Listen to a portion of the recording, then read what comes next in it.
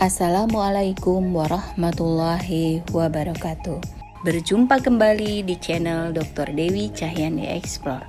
Pada kesempatan kali ini kita masih membahas tentang wilayah pesisir atau dalam video kemarin kita kenal dengan istilah vitamin C.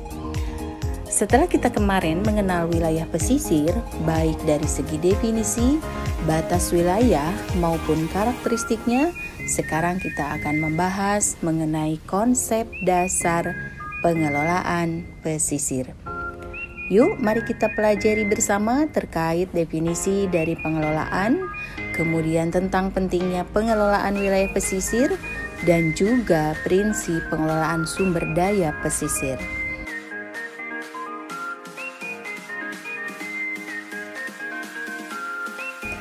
Apa sih arti dari pengelolaan? Mungkin yang terbenak di dalam pikiran kita yang terdengar dari pengelolaan adalah identik dengan manajemen. Oke, baik. Daripada kita membayangkan tentang definisi pengelolaan, lebih baik kita langsung cari tahu bersama ya terkait dengan definisi dari kata pengelolaan. Menurut Kamus Bahasa Indonesia, definisi dari kata pengelolaan adalah proses, cara, perbuatan mengelola. KBBI juga mendefinisikan pengelolaan adalah proses melakukan kegiatan tertentu dengan menggerakkan tenaga orang lain. Pengelolaan juga dapat didefinisikan sebagai proses yang membantu merumuskan kebijaksanaan dalam tujuan organisasi. Selain itu, definisi pengelolaan adalah proses yang memberikan pengawasan pada semua hal yang terlihat di dalam pelaksanaan kebijaksanaan dan pencapaian tujuan. Dalam arti luas, pengelolaan mencakup segala usaha inventarisasi, pengaturan, pemanfaatan perizinan, pembinaan, pengendalian, dan pengawasan, serta konservasi. Dalam hal ini, yang dimaksud adalah pengelolaan pada wilayah pesisir, sehingga dapat dikatakan pengelolaan sumber daya pesisir adalah upaya merencanakan, melaksanakan, memantau, dan mengevaluasi penyelenggaraan konservasi sumber daya pesisir, pendayagunaan sumber daya pesisir, dan pengendalian daya. Nah, itulah teman-teman semua yang dikatakan sebagai pengelolaan sumber daya kawasan pesisir.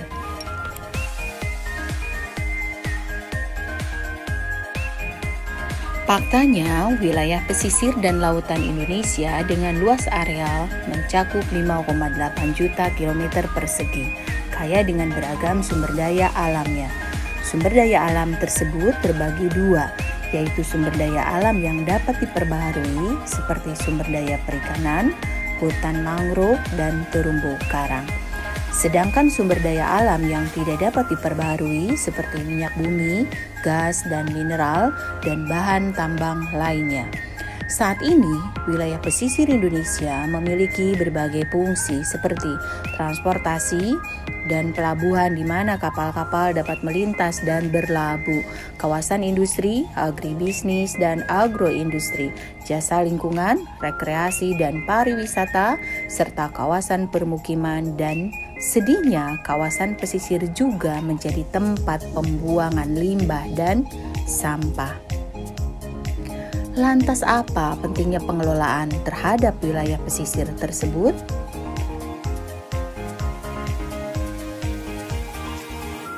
Ada beberapa hal yang membuat pengelolaan terhadap wilayah pesisir, terutama negara kita tercinta Indonesia, untuk penting dilakukan.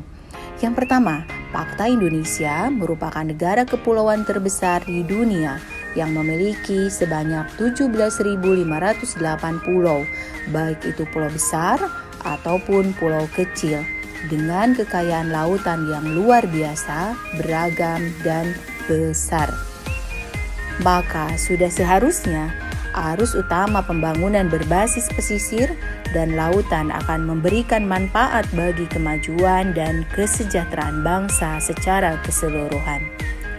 Yang kedua adalah semakin meningkatnya kegiatan pembangunan dan jumlah penduduk, serta semakin menipisnya sumber daya alam daratan.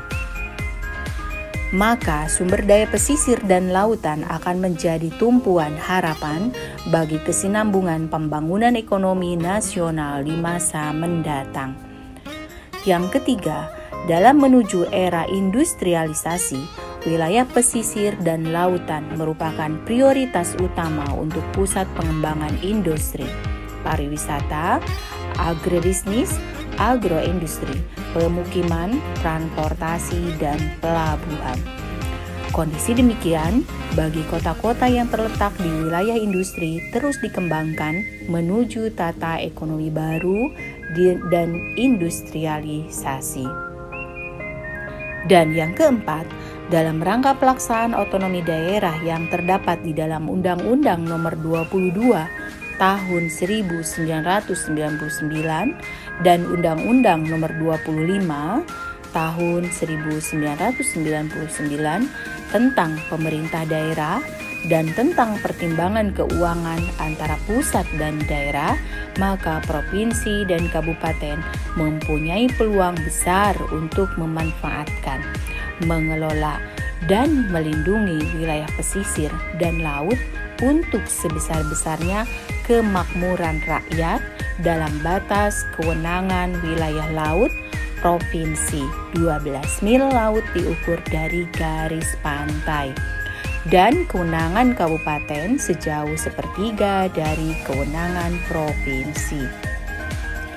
Itulah beberapa hal yang membuat pengelolaan wilayah pesisir menjadi penting untuk dilakukan.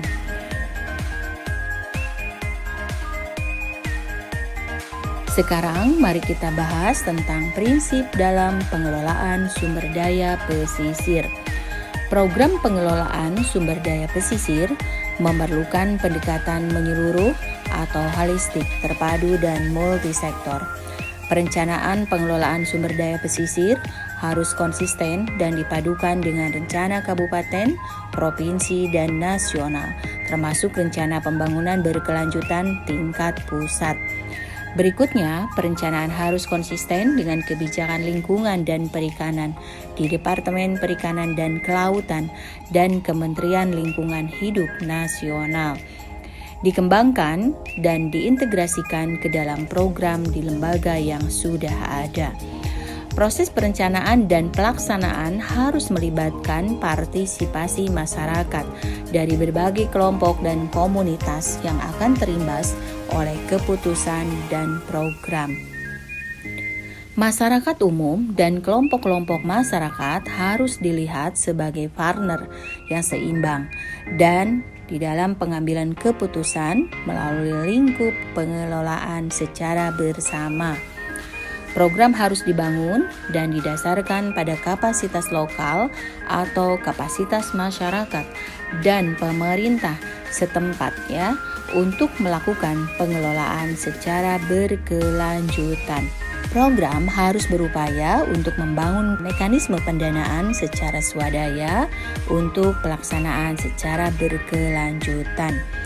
Program harus menjawab isu-isu kualitas hidup atau kesejahteraan masyarakat lokal dan isu konservasi. Itulah beberapa prinsip di dalam pengelolaan sumber daya pesisir.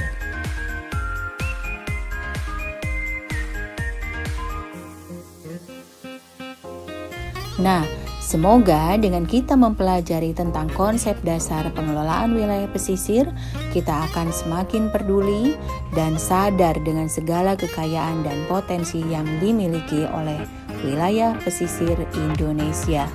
Dengan pengelolaan yang baik terhadap wilayah pesisir, kita dapat memanfaatkan segala sumber daya yang terkandung di dalamnya tanpa harus merusak wilayah kawasan pesisir tersebut.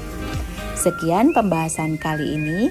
Jika memang dianggap penting, silakan Anda share, komen, dan jangan lupa like dan subscribe.